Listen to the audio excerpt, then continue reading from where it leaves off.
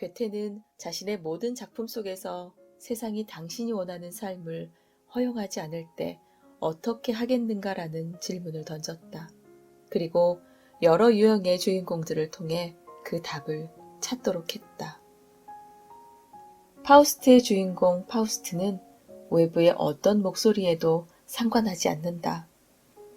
타협이나 비타협은 그의 계획에는 아예 존재하지 않는다. 파우스트는 자신에 대한 확고한 믿음을 갖고 온 세상을 돌아다니며 삶의 의미를 추구했다. 그는 자기 확신에 찬 인물이다. 부지런한 자에게 세상은 침묵하지 않으니 열심히 살면 된다는 확신을 갖고 있다. 그러나 파우스트의 열정은 너무 뜨겁고 과해서 돌아볼 필요가 있다. 과도한 열정은 주위 사람들을 상처받게 하고 희생당하게 할 수 있기 때문이다.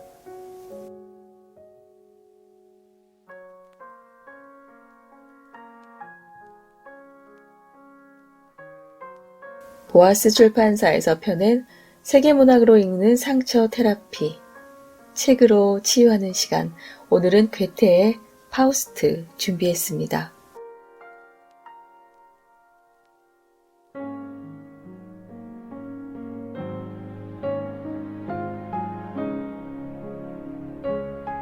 괴테의 희곡 파우스트는 자신을 너무도 확실하게 믿는 파우스트의 이야기다. 파우스트는 똑똑하고 냉철한 학자다. 그러나 세상의 근본을 떠받치고 있는 것이 무엇인지 알 수 없어 학자로서의 한계를 느끼고 좌절해 자살하려 한다.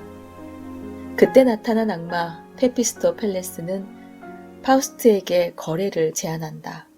거래의 내용은 자신과 같이 세상을 경험하고 즐기는 동안 자신이 파우스트의 시중을 들 것이지만 파우스트가 세속적 아름다움에 빠지고 한가한 만족감에 빠진다면 저승에 가서 악마의 시중을 들게 된다는 것이다. 그들은 계약대로 함께 세상을 다니며 갖가지 경험을 한다. 파우스트는 사랑도 하고 예술에 눈을 돌리지만 공허함을 느낀다. 그리고 거대한 간척 사업을 시작한다. 늙고 눈이 멀어 장님이 된 파우스트는 죽고 페피스토 펠레스가 승리를 확인하는 순간 천사들이 내려와 파우스트의 영혼을 안고 하늘로 올라간다. 결국 그가 이긴 것이다. 파우스트의 자신감은 그가 학자로서의 좌절감을 고백하는 장면에서부터 드러난다.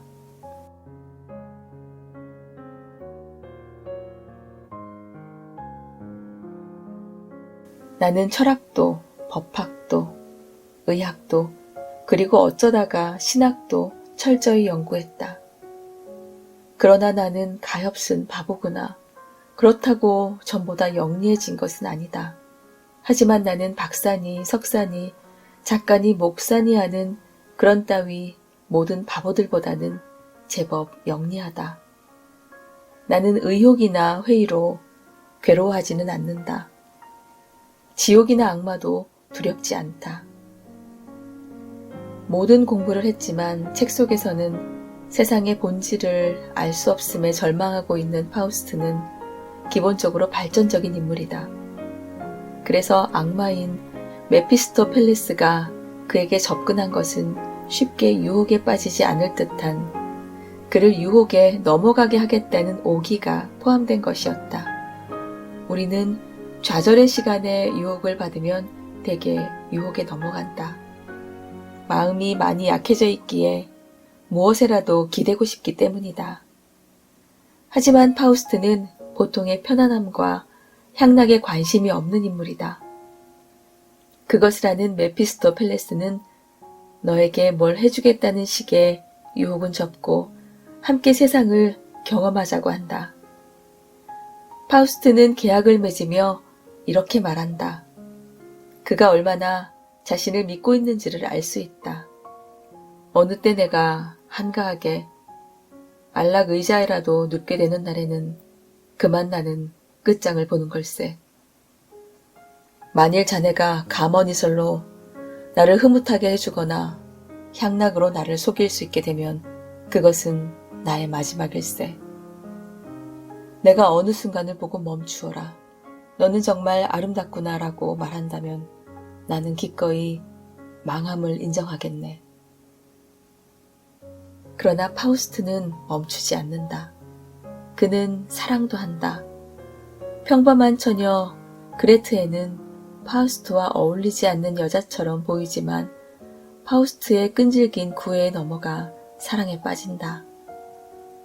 그러나 사랑의 대가는 참혹해서 어머니와 오빠를 죽게 만들고 파우스트와의 사이에서 태어난 아이마저 죽는다. 그들의 사랑은 처음부터 무리였다. 가정에 정착할 수 없는 파우스트를 사랑한 그레에는 비극적 운명을 피할 수 없어 보인다. 그녀는 파우스트와 대조적인 인물로 소극적이고 연약해서 선량함을 최선으로 생각한다. 이런 사람은 자아가 강한 사람을 만나면 상처를 받을 수밖에 없다.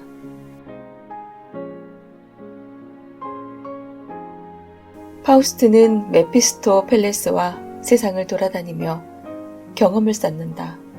그리고 드디어 여행자와도 같은 구경꾼에서 벗어나 새로운 세상을 만드는 현장에 진입한다. 그의 풍부한 지식과 메피스토펠레스와 쌓은 실제적 경험은 그를 더 강하게 변화시킨다.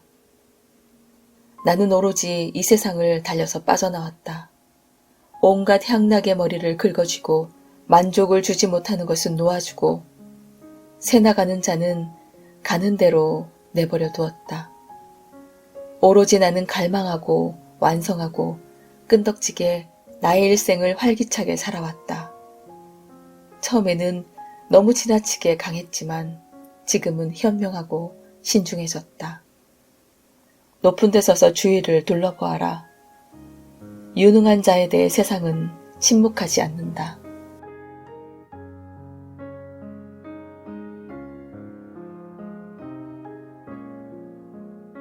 그는 대규모 간척 사업을 벌인다.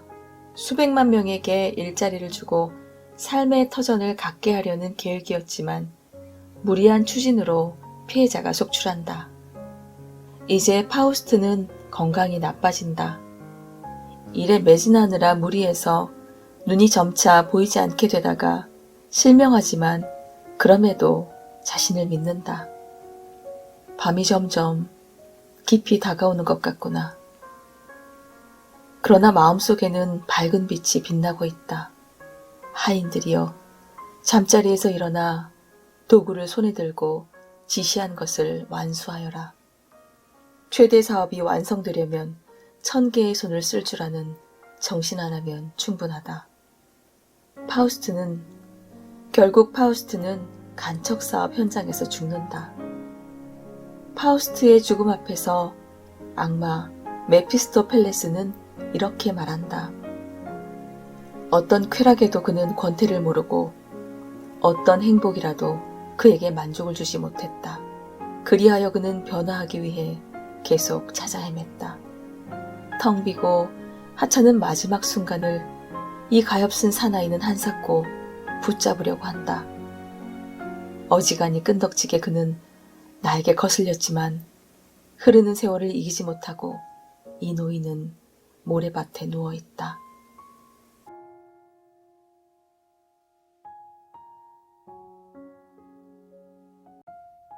경쟁사회에 살고 있는 우리는 파우스트처럼 살고 있다. 열심히 일하고 끊임없이 계획을 세우며 혹시라도 뒤처질까 두려워 쉬지 못한다.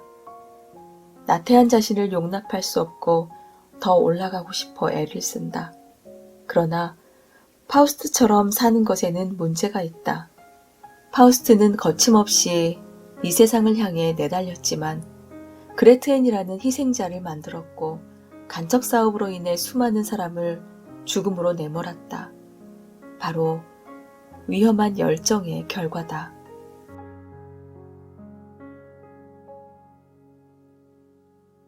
우리는 열정에 휩싸여 있을 때 나중의 결과가 잘 될 것만 생각하고 앞뒤 가리지 않고 내달리게 된다. 그리고 남의 입장은 돌아보지 않는다. 그러나 일이 잘 풀리지 않고 자신이 실패자가 되면 그제야 자신은 물론 남을 돌아보게 된다. 그레테엔의 고백은 그런 우리의 모습을 대변하고 있다. 전에 불쌍한 여자가 잘못하면 나도 얼마나 흉을 보았던가. 남들이 저지른 죄를 욕할 땐 나도 어지간히 수다스러웠어. 남이 한 짓은 검게 보이지. 그것에 더욱 검은 칠을 하려고 했어. 그리고는 자기를 스스로 축복하고 잘난 체 했지. 지금은 나도 죄를 범하고 있지만 그래도 그이와 함께라면 그처럼 좋았고 아름다웠다.